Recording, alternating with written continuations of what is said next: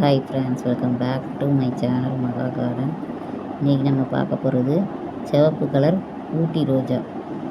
இது முதல்ல ஒரு 2 பூக்கள் இருந்தது வாங்கும்போது. அது பூத்து முடிஞ்சோடனே இப்போ புதுசாக துளிர்கள் வந்திருக்கு.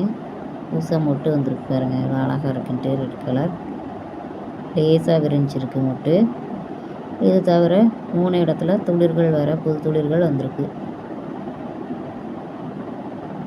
பாருங்கள். எவ்வளோ செந்த அலர்களாக எப்படி ஃப்ரெஷ்ஷாக வந்திருக்கு பாருங்கள் துளிர்கள். எங்கள் ஊரில் சும்மா கொஞ்சம் தூறல் மாதிரி போடுது, தூறல் மழை.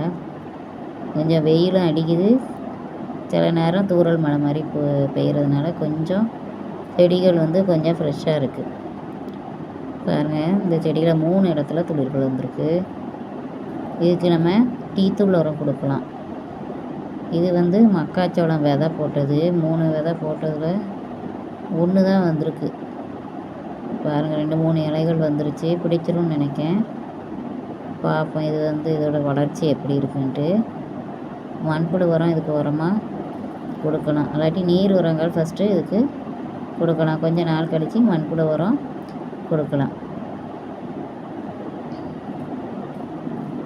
பாருங்கள் ஃப்ரெண்ட்ஸ், எப்படி இருக்குது பாருங்கள்.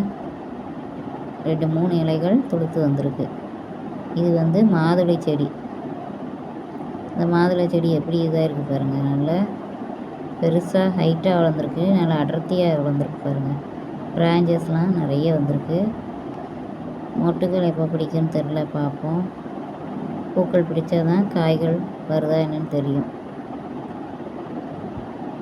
பாருங்கள் எத்தனை பிரான்ச்சஸ் கீழேருந்து வந்திருக்கு. நிறைய துளிர்கள் நிறைய வந்திருக்கு பாருங்கள். எவ்வளவு அடர்த்தியாக செடி எவ்வளவு அடர்த்தியாக இருக்குது பாருங்கள்.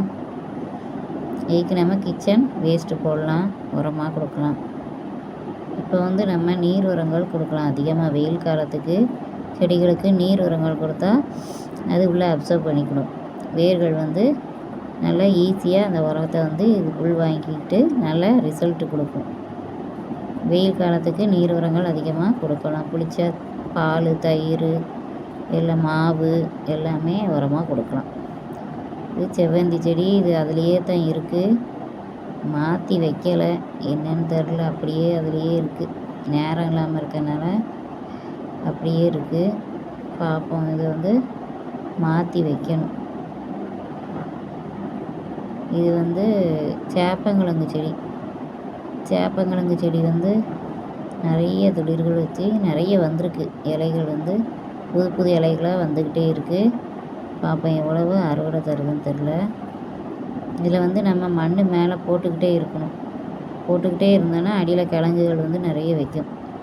கொஞ்சம் மண் உள்ளே அமுங்க நம்ம போட்டுக்கிட்டே இருந்தோம்னா கீழே கிழங்குகள் நமக்கு அதிகமாக அறுவடை கிடைக்கும். Okay, thank you. Happy gardening.